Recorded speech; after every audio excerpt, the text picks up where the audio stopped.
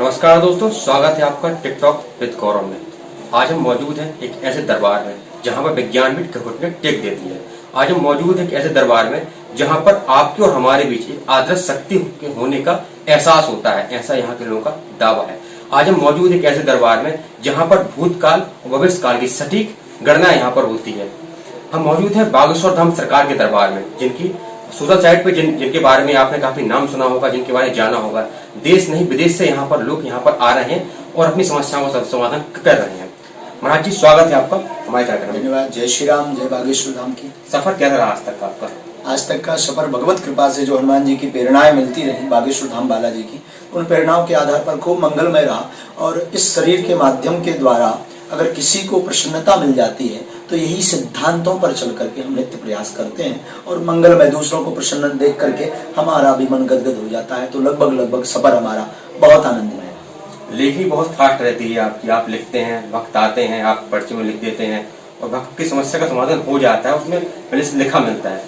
ये सब कैसे होता है? यही एक अनुभव का विषय है। ये उनके लिए जो कहते भगवान नहीं होते, ये दिव्य शक्तियां नहीं होती, उनके लिए बागेश्वर धाम बालाजी का दरबार एक अद्भुतता का विषय बना हुआ है। भाई सत्य को प्रमाण की आवश्यकता नहीं होती, और ये अनुभव जो हमें अंदर से प्रेरणाएं मिलती हैं। अमुक व्यक्ति जो बैठा है या जो आ रहा है वो अमुक प्रश्नों को बोलेगा एवं अमुक प्रश्नों के साथ साथ उसकी यह समस्या इस कारण से होगी, और अगर नियम विधि ठीक करता है तो इस संतक वह समस्या ठीक हो जानी चाहिए। उसे भगवत नाम लेकर के, बालाजी का स्मरण करके, कलमबद्ध करके वो रख देते हैं और हनुमान जी की कृपा से वो सत्य निकलता है।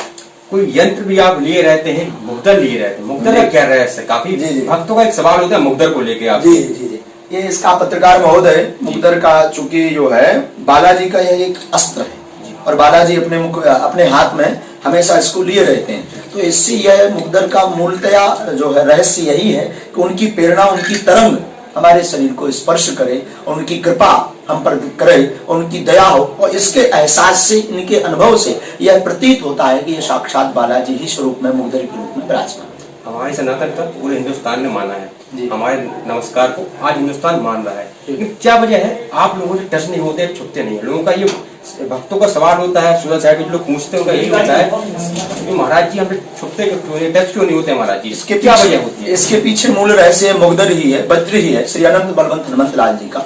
बालाजी महाराज किसी को भी स्पर्श इसलिए नहीं करते क्योंकि दोष लगता है, स्त्री दोष है, न जाने कहाँ से व्यक्ति आया है, किस जगहों से घूम फिर करके आया है। तो भाई किसी भी स्थान को आजकल हमारे माननीय प्रधानमंत्री जी द्वारा देश में आह्वान किया जा रहा है, भारत को अगर जो है आगे ले जाना है, ग्रीन बनाना है, तो उसके लिए स्वच्छता अति आवश्यक है। उसी प्रकार दिव्य शक्तियों को अगर संजो करके रखना है और चिरजीवी बनाना है, उसे अनेक समय तक अगर चिरस्थायी रखना है, तो उसके लिए स्पर्श दोष है, काम वासना दोष है, और उसके साथ साथ जो है धन आदि लोभ आदि से दूर रखिएगा तो वह शक्तियां कृपा करेंगी। और इसीलिए भारत देश हमारा विश्व गुरु था, विश्व गुरु है, विश्व गुरु बना रहेगा केवल इन्हीं प्रयासों के कारण से। आपने मोदी जी की बात की तो राजनीति कहीं ना कहीं आ ही जाती है। जी, देखा जाए तो अभी इसके पहले चुनाव हुए, विधानसभा चुनाव हुए, कई सारे विधायक और सांसद आपने बनाए हैं, हनुमान जी ने बनाए हैं, कृपा रही आपकी।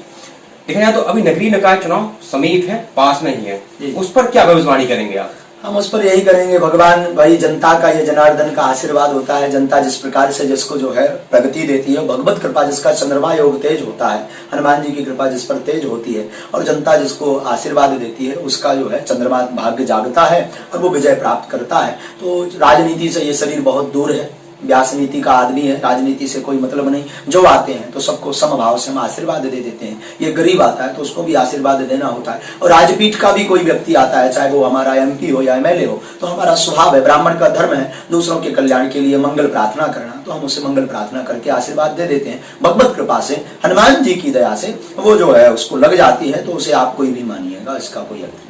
देखिए जाए कहीं ना कहीं साधुओं की छवि काफी बेकार है, राम रहीम हुए, कई सारे बाबा हैं जिनको लेके लोग तंज कसते हैं अक्सर साधुओं पे, बाबाओं पे और महाराजियों पे, तो इस पर क्या कहेंगे आप? साधु विषय अलग है, हम तो एक ब्राह्मण हैं, व्यास ब्राह्मण हैं, व्यास की महिमा को लेकर के चल रहे हैं।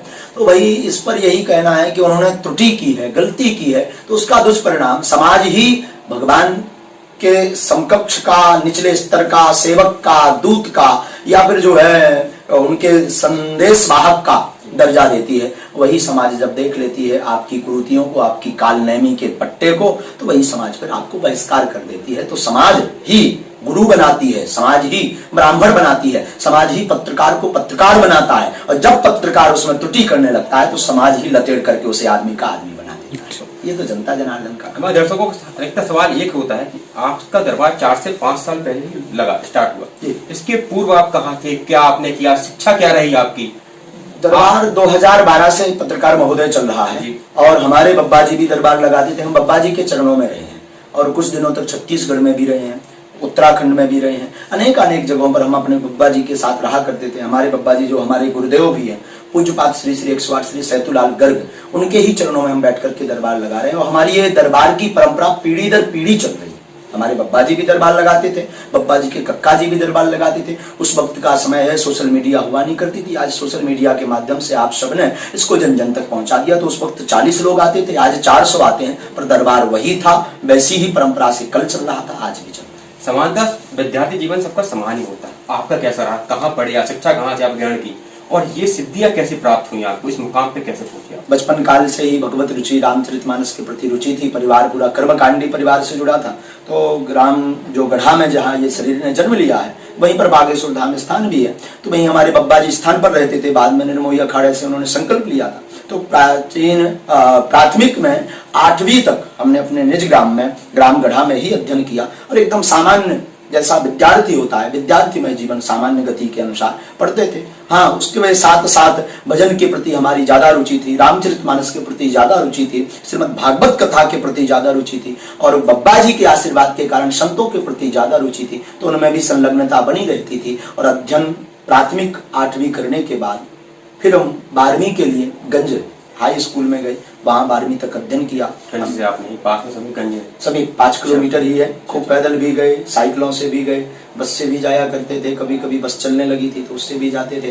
तो वहाँ के हमारे जो गुरुजन हैं, जिनसे हमें शिक्षा मिलती थी, उनका भी बड़ा लाड़ प्यार स्नेह मिलता था, और विद्यार्थियों से बड़ा स्नेह मिलता था। तो उसका ये सुपरिणाम है कि आज हमें जो है भगवत मार्ग में वो हमेशा प्रेरित करते थे, आपका काम ही दूसरा है, आप उसी की तरफ भागिएगा। हमने कहा बिल्कुल बात सही। और हमारे गुरु जी भी, जो हमारे बाबा जी हैं, वो हमारे गुरु जी, उन्होंने, बाबा जी ने भी हमें आज्ञा दी, बब्बा जी ने, भाई तुम्हारा काम तो कुछ और है, इसको आप अपनाइएगा। तो फिर उनके ही चरणों में फिर ज्यादातर अध्ययन में कम समय दे पाते थे, ज्यादातर फिर यही साधना करना, हनुमान चालीसा का पाठ करना, परिक्रमा लगाना, वहाँ की साफ सफाई, झाड़ू सेवा करना, ये आदि आदि कार्य करते थे। गाँव में भी कभी रामायण पाठ हुआ करती थी तो उनमें जाया करते थे। इस प्रकार से प्रारंभिक शिक्षा दीक्षा उनके चरणों में हमारी जो है प्रारंभ हुई, और आगे बढ़ती गई। फिर जाते जाते वो आशीर्वाद दे गए, और उस आशीर्वाद का चमत्कार है, उसे आप चाहे सिद्धि माने, चाहे भगवत कृपा माने, चाहे चमत्कार माने, हमारे लिए तो केवल हमारे गुरु का आशीर्वाद है कि हम यहाँ खड़े।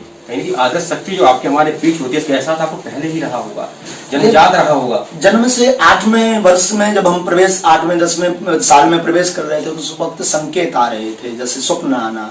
और फिर 12वीं साल में अवस्था में क्या होता था, मन में ऐसे भाव आते थे। कोई भी व्यक्ति आता था तो मन में ऐसे भाव आते, ये ऐसी बात करेगा, अब वो वैसा ही बोलता था। पर उस वक्त इन सबसे अनभिज्ञ थे, तो स्मरण नहीं रहता था, भाई हो गया कोई बात नहीं। लेकिन ये जिज्ञासा बहुत जगती थी। हम मन में सोचते भी थे, ये कैसे प्रकट होता है, ये मन में कोई कैसे बताता है, कि कौन बता रहा है, ये कैसे आता है। दूसरों से भी पूछते, क्या तुम्हारे मन में है कि हम क्या बोलेंगे, वो नहीं। तो फिर हम देखते थे, फिर हम अनुभव करते थे, तो वो चीज सामने आती। हमने बाबा जी से एक बार, अपने गुरु जी से, बाबा गुरु जी से पूछा, हमने कि बाबा जी आखिर है क्या?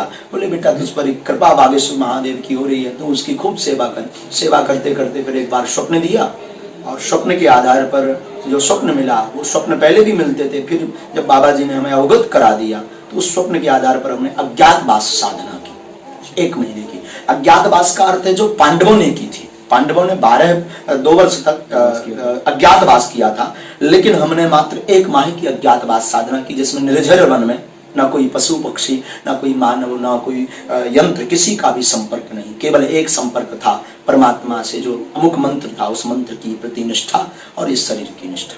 कोविड-19 का दौर चला, कहीं आपने लोगों की सहायता की दरबार में, लोग वहां पर आए, एक भी कोरोना पेशेंट नहीं निकला यहाँ से जाने के बाद।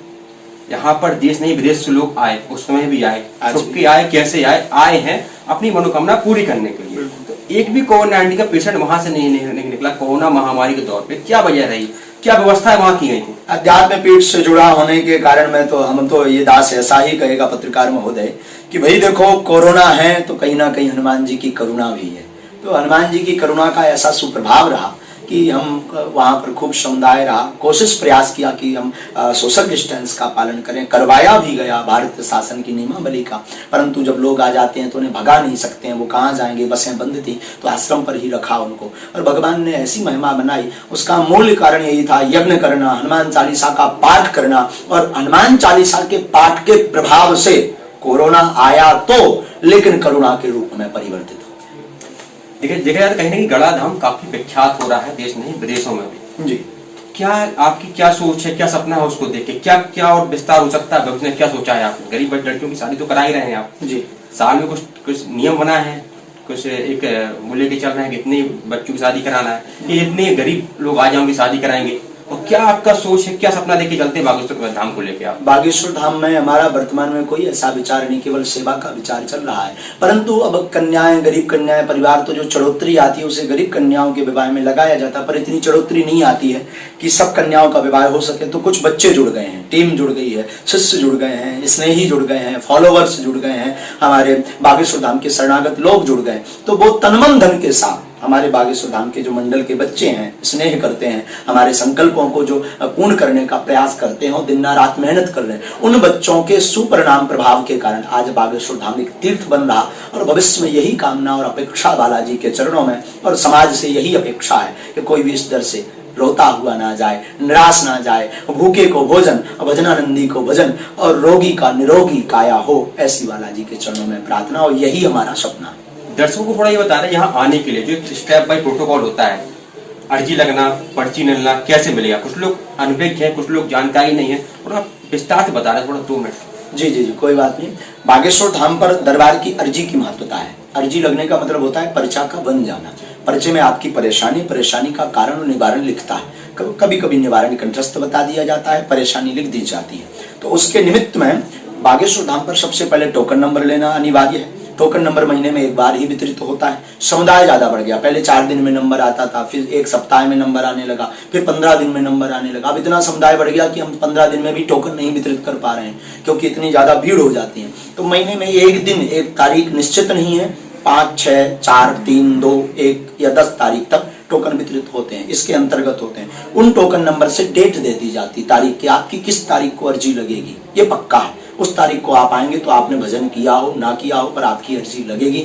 अर्जी लगेगी, पर्चा बनेगा, फिर आपको मंगल की पेशी करनी है। मंगल की पेशी करेंगे तो आपको अमुक प्रश्न की सफलता मिलेगी, लाभ मिलेगा, रोग में आराम मिलेगा, मनोरथ पूर्ण हो गए, ऐसा वहां की मान्यता है, भक्तों के अनुभव है। और प्रत्यक्षम किम प्रमाणम, वहां यह प्रत्यक्ष ही है श्री बालाजी का धाम। लेकिन धाम की महिमा है, अर्जी की महिमा है, नियम की महिमा है, और टोकन की व्यवस्था, समानता व्यवस्था बनाए रखने के लिए अति अनिवार्य है। तो राजा हो या प्रजा, सब लेते हैं टोकन। हाँ, इतना है, विधायक आते हैं तो वो अपने शिष्यों को, अपने वो कैंडिडेट पीए आदि को भेज देते हैं, तो वो लाइन में लग जाते हैं। तो लोगों को लगता है कि शायद ये डायरेक्ट मिल लिए, नहीं, वो उनको भेज करके उनसे आज्ञा लिखवा लेते हैं। आज्ञा हम दे देते, चलो भाई टोकन वो लिए, फिर चलो भाई उनको वो टोकन आपने लिया, उनको दे दिया, तो वो आ जाते हैं। बस ये व्यवस्था है, बाकी है सबको समान। यथार्थ सत्य देखा जाए, सत्य लोगों को हजम नहीं होता है। आप सत्य बोलते हैं, कई बार कोई समस्या आपको हुई है, परेशानी हुई है, सत्य बोलने में आप कहीं फंसे हो, बिल्कुल, या कोई गुस्सा हो गया, उग्र हो गया यहाँ तो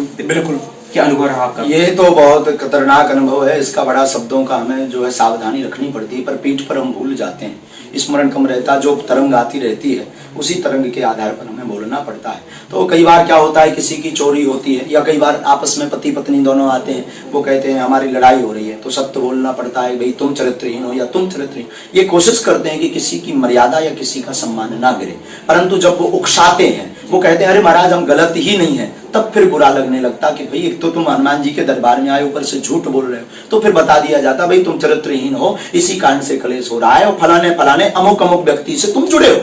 तो वो फिर उग्र हो जाता, क्योंकि उन दोनों में वो पत्नी को बताता रहता कि हम गलत नहीं है, या पत्नी पति को बताती रहती कि हम गलत नहीं है। तो फिर वो उग्र हो जाता कि इसके सामने ये खोल दिया, तो वो सत्य होते हुए भी स्वीकार नहीं करना चाहता, ताकि महाराज जी की बात झूठी हो जाए और मेरी बात सत्य हो जाए। तो वो उग्र हो जाते हैं, बोलते रहते, उसका कोई प्रभाव नहीं पड़ता है। सत्य को सत्य आखिर सत्य होता, एक ना एक दिन उसे स्वीकार करना पड़ता। अकेले में वो स्वीकार जरूर करता कि कुछ भी कहो, महाराज जी बताते तो एकदम क्लियर है। भागवत कथा आपकी चालू है जी। इतनी एनर्जी कहाँ से लाते हैं? पूरे दिन वहाँ पर बोलना, दरबार लगाना, लेट नाइट तक दरबार लगना, भक्तों का वहाँ पर आना, कैसे करते हैं? क्या दिनचर्या है? क्या आपकी डाइट है? क्या खाते हैं?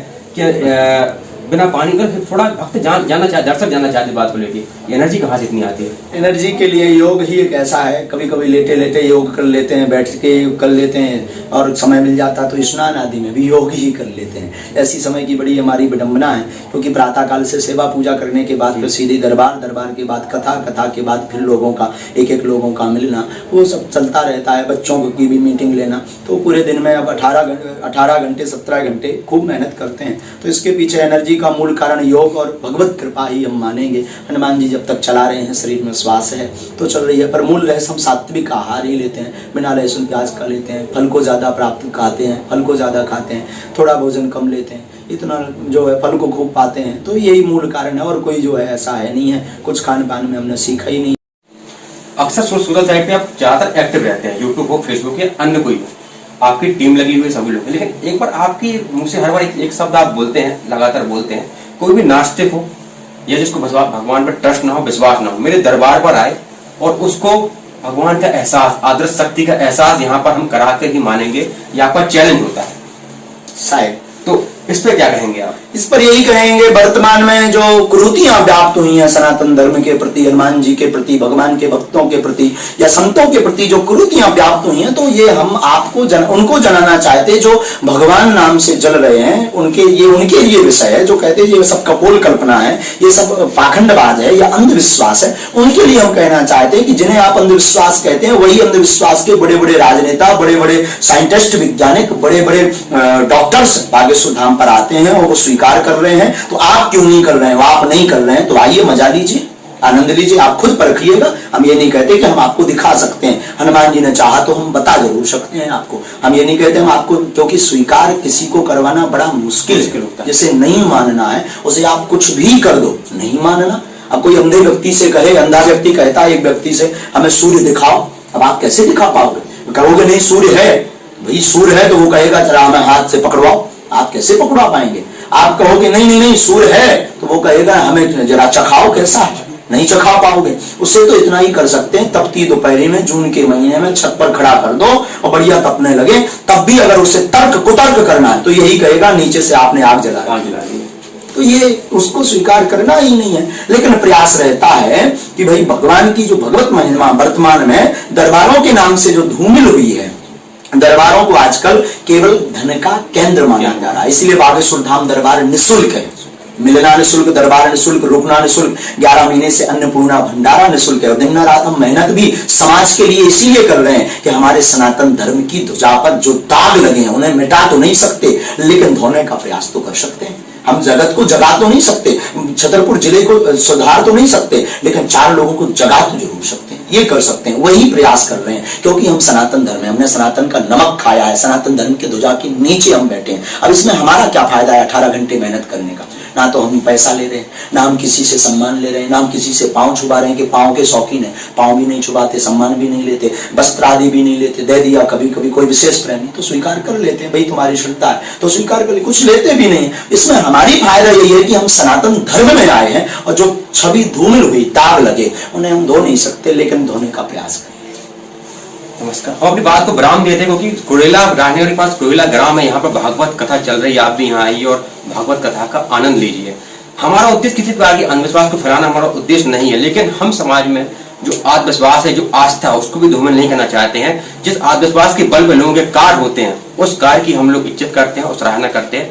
नमस्कार।